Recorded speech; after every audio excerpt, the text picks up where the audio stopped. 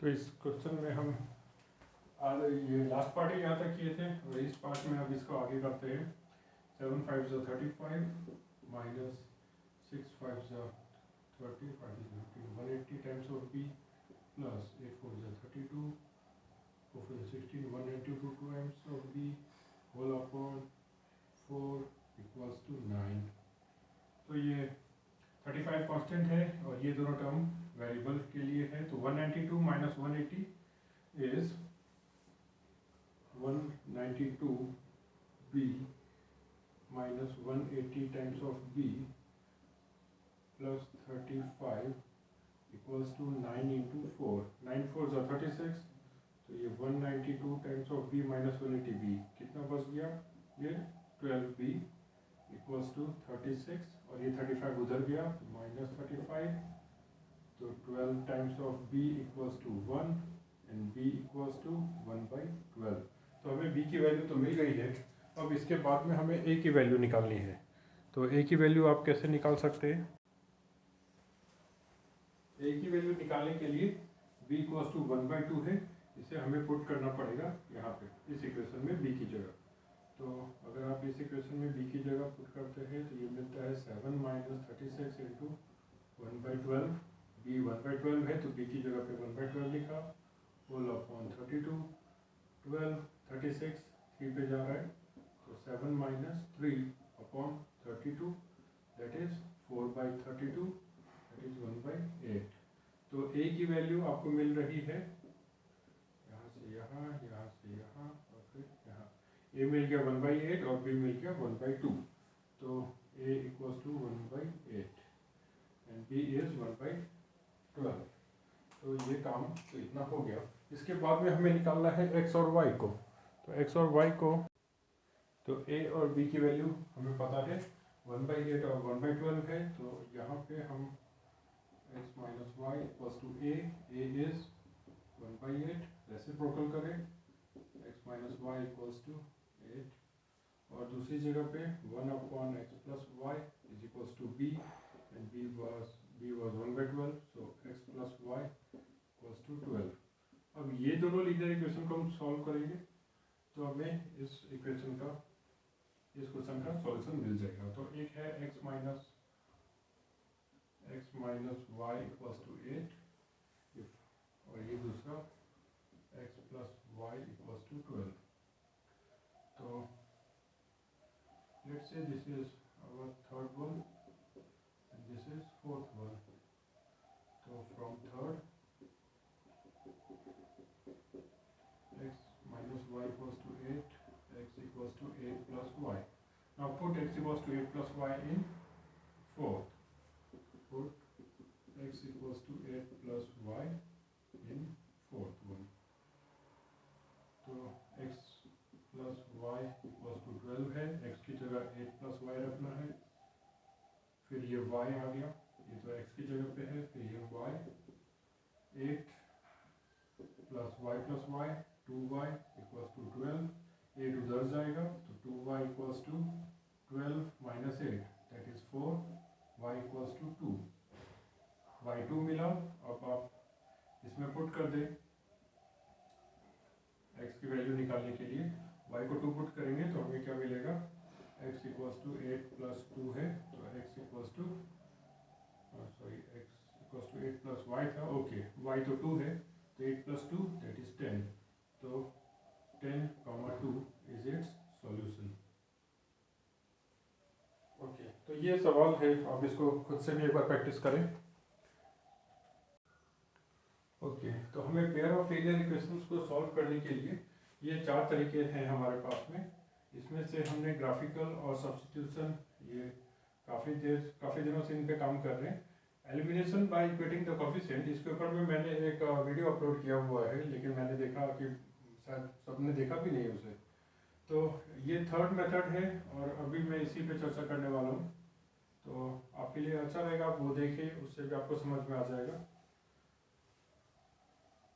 तो elimination by equating the coefficients.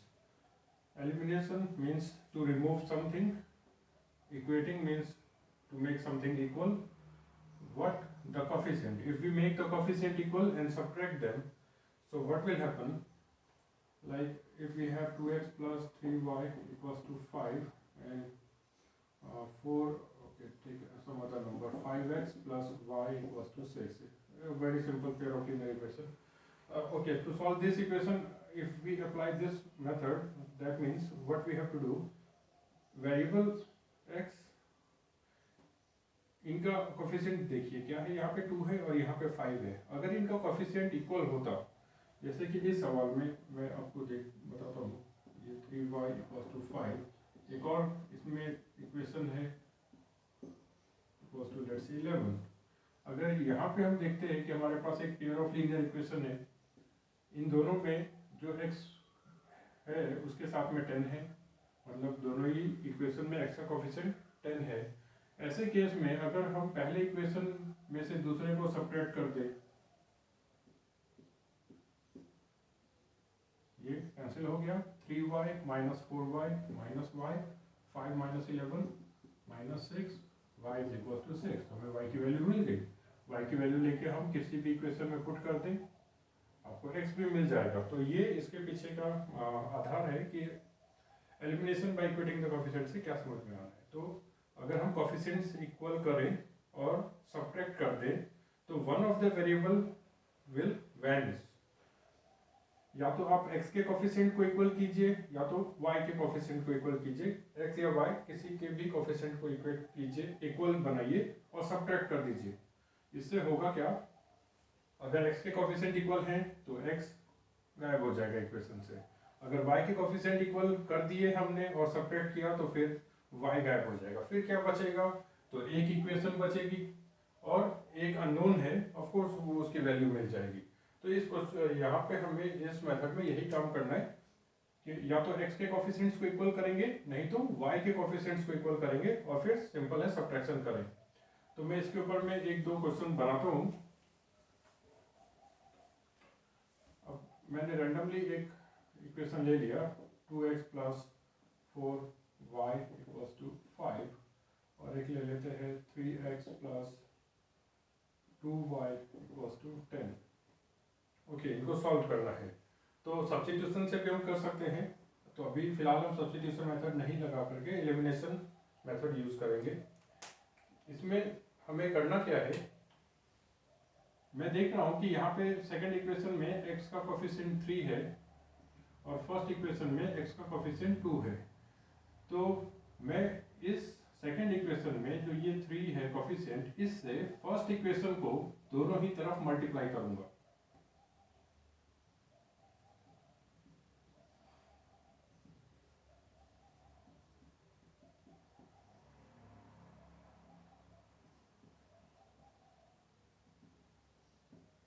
तो क्या लिखा है मैंने, मल्टीप्लाइंग। मैं पहले इक्वेशन को दोनों ही तरफ 3 से मल्टीप्लाई कर रहा हूँ। ये 3 कहाँ से आया, तो x का कोफिशिएंट है 3। तो पहले इक्वेशन को मैंने क्या करना है, 3 से मल्टीप्लाई करना है, इक्वल्स टू 5 इंटू 3। ये क्या बनने वाला है, 6x plus 12y equals to 15। Okay, ये एक हुआ। अब दूसरा इक्वेशन लीजिए, ये पहले इक्वेशन का काम हमने कर लिया है। अब इस इक्वेशन पे जाते हैं। इस इक्वेशन में x का कोफिशिएंट है 2, तो अब मैं क्या करूंगा, मल्टीप्लाइंग इक्वेशन सेकेंड बाय किससे, तो x के कोफिशिएंट से, बाय 2 ऑन बोथ साइड्स। तो पहले फर्स्ट इक्वेशन को मैंने दूसरे इक्वेशन के x के कोफिशिएंट से मल्टीप्लाई किया है और दूसरे इक्वेशन को फर्स्ट इक्वेशन के x के कोफिशिएंट से मल्टीप्लाई किया है। तो 2 से मुझे मल्टीप्लाई करना है, 3x plus 2y equals to 10 into 2, 2 into 3 6x plus 4y equals to 20। तो हमारे पास में ये दो इक्वेशन आ गई है। इसको हम नाम दे देते हैं इक्वेशन नंबर 3, इसको नाम दे देते हैं इक्वेशन नंबर 4। तो आप क्या समझ रहे हैं इससे, कि पहले इक्वेशन में से x या y का कोफिशिएंट लीजिए, उसको दूसरे इक्वेशन में मल्टीप्लाई कर दीजिए दोनों तरफ। अब फिक्स है, अगर हमने पहले इक्वेशन से x का कोफिशिएंट लिया है, उससे मल्टीप्लाई किया है, तो दूसरे इक्वेशन का भी x का ही कोफिशिएंट लेना पड़ेगा। पहले का x ले लेंगे, दूसरे का y ले लेंगे, वैसे नहीं होगा, क्योंकि उस केस में इक्वल ही नहीं हो पाएगा। तो अगर हम y के कोफिशिएंट्स को इक्वल करना चाहते तो इस पूरे इक्वेशन को 2 से मल्टीप्लाई कर देते, और फिर इस पूरे इक्वेशन को 4 से मल्टीप्लाई करते, सेकंड इक्वेशन को 4 से मल्टीप्लाई करते और फर्स्ट इक्वेशन को 2 से मल्टीप्लाई करते। तो सिंपल है कि आप किसी भी एक इक्वेशन में x या y को चूज कर लीजिए, जो भी छोटा नंबर दिखे, जिसके पास छोटे कोफिशिएंट्स हो उसको चूज करें, ताकि मल्टीप्लिकेशन सिंपल हो जाए। तो अब आपके पास में ये दो इक्वेशन है। अब इन दोनों ही इक्वेशन में मैं यहाँ पे लिखता हूँ, ये 6x + 12y = 15, ये इक्वेशन नंबर 3 लिख दिया है। और अभी 6x + 4y = 20, 6x + 4y = 20। क्या नजर आ रहा है हमें कि ये थर्ड है और ये फोर्थ है, तो थर्ड और फोर्थ में x के कोफिशिएंट्स इक्वल हो गए। अब अगर हम इन्हें सब्ट्रैक्ट करें तो 6x - 6x gone, 12 - 4, 12 - 4 is 8y, 15 - 20 is -5, y = -5/8। y की वैल्यू मुझे मिल चुकी है, तो मैं फर्स्ट, सेकेंड, और ये थर्ड है और ये फोर्थ है, मेरे पास में 4 इक्वेशन है। इन चारों में से किसी में भी आप y को पुट कर दें, तो जो सबसे सिंपल दिख रहा है, सबसे सिंपल यही दिख रहा है फर्स्ट, क्योंकि इसके में छोटे कोफिशिएंट्स है, कांस्टेंट नंबर भी कम है, इसमें कम वैल्यू के हैं। तो put y = -5/8 in first, 2x + 4y = 5, 2x + 4 times of y = 5, 2x + 4 times of -5/8 = 5। 4 और ये 8 क्या हो जाएंगे, कैंसिल हो जाएंगे, 4 1 जा 4 2 जा, तो 2x प्लस और माइनस दोनों मल्टीप्लाई हो रहे हैं, तो 2 into positive into negative, negative -5/2 = 5। ये -5/2 उस साइड गया, तो 2x = 5 + 5/2। अभी नेक्स्ट क्या कर सकते हैं,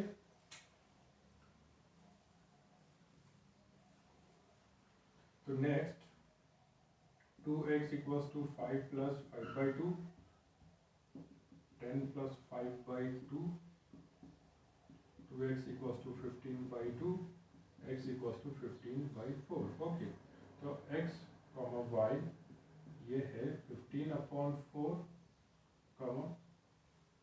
-5/8। तो हमें सॉल्यूशन आसानी से मिल जाते हैं। ये सबसे बेहतरीन मेथड है, क्योंकि इसमें हमें जल्दी से ही पता चल जाता है कि करना क्या है। किसी भी एक वेरिएबल का कांस्टेंट कोफिशिएंट दोनों में इक्वल कर लीजिए। तो मैं इसके अलावा एक और क्वेश्चन लेता हूँ।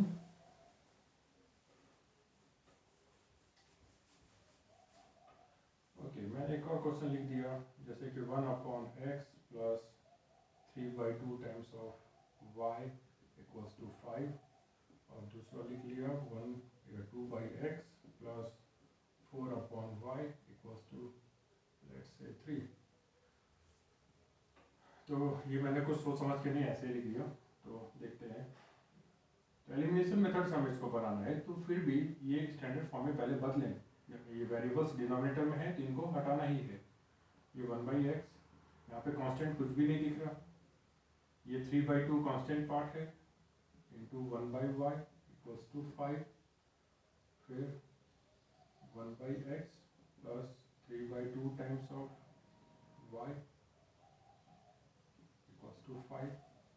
यहाँ पे नजर आ रहा है 2 × 1/x + 4 × 1/y = 3। ओके, तो मैं इसको एक और स्टेप लिखता हूँ।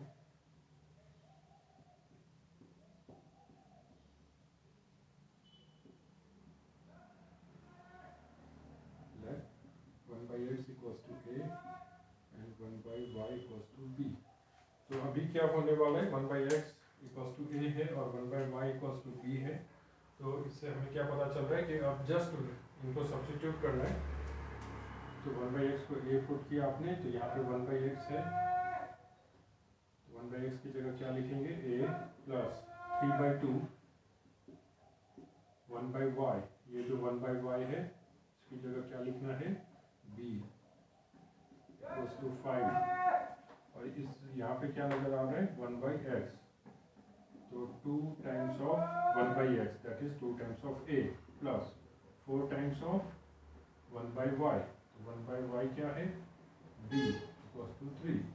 तो आपको दो लीनियर इक्वेशन मिल गई। यहाँ पे फ्रैक्शन दिख रहा है तो इसको सिंप्लीफाई करें पहले। ये है 2a plus 3b upon 2 equals to 5, ये तो सिंपल है। 2a plus 4b equals to 3, 2 इस तरफ चला गया तो 2a plus 3b equals to 10, और ये है 2a plus 4b equals to 3। तो मेरे पास में ये दो सिंपल से लीनियर इक्वेशन आ गए हैं, और अब हमें सिर्फ इनको सॉल्व करना है। तो ये 2a plus 3 times of b equals to 10, और दूसरा है 2a plus 4 times of b equals to 3। तो हम यहाँ पे देख सकते हैं कि पहला वेरिएबल का कोफिशिएंट तो ऑलरेडी इक्वल है, तो इसमें से अगर मैंने इसको सब्ट्रैक्ट किया तो a खुद ही एलिमिनेट हो जाएगा। तो क्या करना है, अभी a को एलिमिनेट करना चाहिए या b को? तो a को करते तो ज़्यादा अच्छा रहता, लेकिन आइए हम b को करके देखते हैं। तो 2a plus 4b equals to 3, 2a plus 4 times of b equals to 3।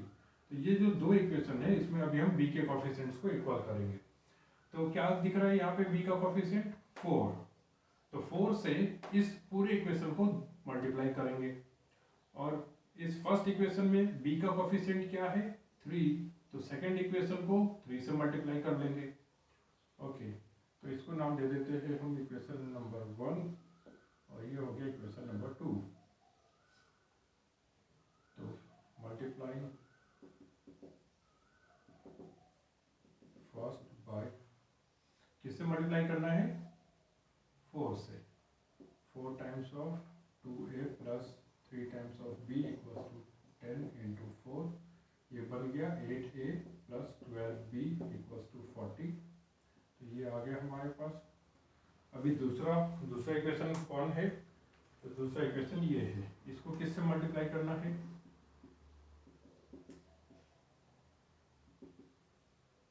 Multiplying second by, हमने पहले इक्वेशन को b से मल्टीप्लाई 4 से मल्टीप्लाई किया था, और अभी दूसरे इक्वेशन को 3 से मल्टीप्लाई करेंगे। इनके कोफिशिएंट से हमें एक दूसरे को मल्टीप्लाई कर देंगे। तो 3 times of 2a plus 4b equals to 3 into 3, 3 into 2 6a plus 12b equals to 9। ये दूसरी इक्वेशन मिल गई। तो अब क्या काम बचता है, तो इन दोनों को देखिए, b वाले टर्म्स इक्वल आ गए। अब अगर हम सब्ट्रैक्ट करें तो b एलिमिनेट हो जाएगा, सिर्फ a बचेगा। तो इसके लिए हमने लिखा 8a plus 12b equals to 40, दूसरा 6a plus 12b equals to 9, subtract करें 12b minus 12b gone, okay, 8 minus 6 that is 2a, ये तो कैंसिल हो गए, 40 minus 9 is 31, a equals to 31/2। अब b की वैल्यू निकालनी है, तो आपके पास में इक्वेशन है 1 2 3 4, ये 4 इक्वेशन है। इनमें से जो सबसे सिंपल देखिए उसमें a की वैल्यू पुट कर दीजिए। तो ये फर्स्ट में पुट कर लेते हैं, put a equals to 31/2 in first, तो 2 इंटू a कितना है, a है 31/2 plus 3 times of b equals to 10, 2 2 gone, 31 plus 3b equals to 10, 3b equals to 10 minus 31, that is 3b equals to minus 21, b equals to minus 21/3, hence b equals to minus 7। Okay, इसके बाद हम यहाँ गए हैं, फिर इसको लिखा है, और यहाँ से हम यहाँ गए। तो आपको a और b मिल चुका है, फिर नेक्स्ट काम क्या करना है, a और b मिल चुका है, तो फिर a किसके बराबर है 1/x के बराबर है, और b 1/y के बराबर है। तो आप इस x और y का तो सिंपली अभी ढूंढ सकते हैं। तो मैंने ऐसे और 3-4 सवाल बनाए हैं, आप उस वीडियो को जरूर चेक कीजिए, उसमें मैंने काफ़ी कुछ एक्सप्लेन करने की कोशिश की है, और उसको चेक कीजिए। और फिर मैं अभी थोड़ी देर के बाद में आपको एक इस पे पेपर भी भेजूँगा, तो आप इसको समझ लीजिए और फिर जो क्वेश्चन मैं सॉल्व कर रहा हूँ उसको आप भी सॉल्व करके देखिए, ताकि आपको इसमें कोई डाउट आए तो आप पूछ सकते हैं। तो ठीक है, ये एलिमिनेशन मेथड है, ये सबसे अच्छा मेथड है, तो इसको याद रखना है। Elimination method, okay.